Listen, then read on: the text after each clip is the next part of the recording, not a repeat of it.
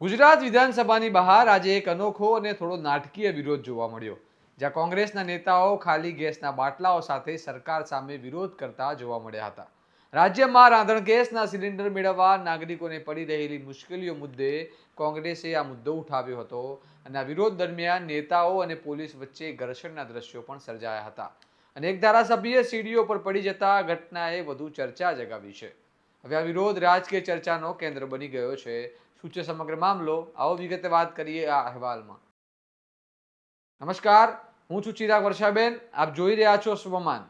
Iran, Israel અને America વચ્ચે ચાલી રહેલા યુદ્ધની અસર હવે વૈશ્વિક અર્થતંત્ર પર પણ જોવા મળી રહી છે.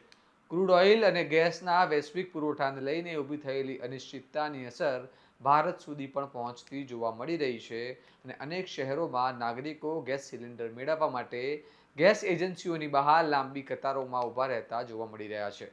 આવા સમયમાં ગુજરાતમાં પણ ગેસ સિલિન્ડરની ઉપલબ્ધતા અંગે ચિંતા વ્યક્ત થઈ રહી છે અને આ મુદ્દાને લઈને આજે કોંગ્રેસના ધારાસભ્યો દ્વારા ગુજરાત વિધાનસભાની બહાર અનોખો વિરોધ કરવામાં આવ્યો હતો. કોંગ્રેસના નેતાઓ ખાલી ગેસના બાટલાઓ લઈને વિધાનસભા પહોંચ્યા હતા અને રાજ્યમાં સર્જાયેલી ગેસની અછત અંગે સરકાર સામે વિરોધ નોંધાવ્યો હતો. જોકે જ્યારે ધારાસભ્યો ગેસના બાટલા સાથે વિધાનસભા પરિસરમાં પ્રવેશવાનો પ્રયાસ કરી રહ્યા હતા ત્યારે પોલીસ દ્વારા તેમને રોકવામાં આવ્યા. આ દરમિયાન પોલીસ અને કોંગ્રેસના નેતાઓ વચ્ચે ધક્કામુક્કી જેવી સ્થિતિ સર્જાઈ હતી. ઘટનામાં ધારાસભ્ય અમરતજી ઠાકોરને ધક્કો વાગતા તેઓ વિધાનસભાની સીડીઓ પર પડી જતા આ ઘટનાએ વધુ ધ્યાન ખેંચ્યું હતું. આ દરમિયાન પોલીસ અને નેતાઓ વચ્ચે ગેસના બાટલાની ખેંચતાણ પણ જોવા મળી હતી. આ મામલે કોંગ્રેસ ગુજરાતના અધ્યક્ષ અમિત ચાવડાએ સરકાર પર નિશાન સાધતા જણાવ્યું કે રાજ્યમાં ગેસ સિલિન્ડરની અછતને કારણે સામાન્ય લોકો મુશ્કેલીમાં મુકાયા છે અને સરકારે તાત્કાલિક પગલાં લઈને લોકોને ગેસ સિલિન્ડર ઉપલબ્ધ કરાવવા જોઈએ. તેમના જણાવ્યા મુજબ અનેક વિસ્તારોમાં નાગરિકો ગેસ માટે લાંબી લાઈનોમાં ઊભા રહેવા મજબૂર બન્યા છે. જુઓ અમિત ચાવડા શું કહી રહ્યા છે. દેશના પ્રધાનમંત્રી નરેન્દ્રભાઈ જે રીતે અમેરિકા સામે સરેન્ડર થઈ ગયા છે, ભારત કયા દેશમાંથી ઓઇલ ક્યારે ખરીદશે, કેટલું ખરીદશે, કોની પાસેથી ખરીદશે એ નક્કી કરવાનું ટ્વીટ અમેરિકાથી થાય છે. જાણે આપણને મજાક બનાવી હોય એવી સ્થિતિ છે.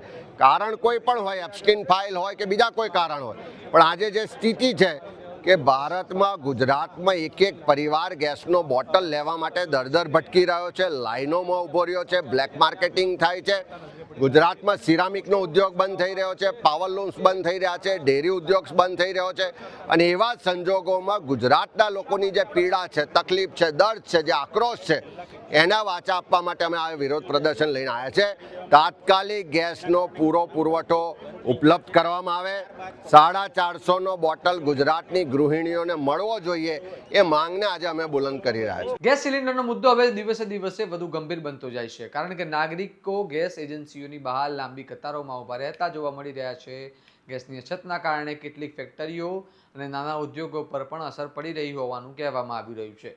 જોકે સરકાર તરફથી દાવો કરવામાં આવ્યો છે કે ગેસનો પૂરતો પુરવઠો ઉપલબ્ધ છે અને જરૂર પડે તો અન્ય દેશોમાંથી પણ સપ્લાય મંગાવવામાં આવી રહ્યા છે. હવે સવાલ એ છે કે શું ખરેખર ગેસની અછત ઊભી થઈ રહી છે કે પછી માત્ર પુરવઠાની વ્યવસ્થામાં ખામી છે, અને શું આગામી સમયમાં લોકોને ગેસ સિલિન્ડર મેળવવા માટે મુશ્કેલીઓનો સામનો કરવો પડશે? હવે જોવાનું રહેશે કે સરકાર આ મામલે શું પગલાં લે છે અને નાગરિકોની ચિંતા કેવી રીતે દૂર કરે છે. આ સમગ્ર મામલે તમારું શું મંતવ્ય છે અમને કમેન્ટ બોક્સમાં જરૂર જણાવો અને આવા વિશ્લેષણાત્મક સમાચાર માટે સ્વમાનની ચેનલને સબસ્ક્રાઇબ કરવાનું ભૂલતા નહીં. નમસ્કાર.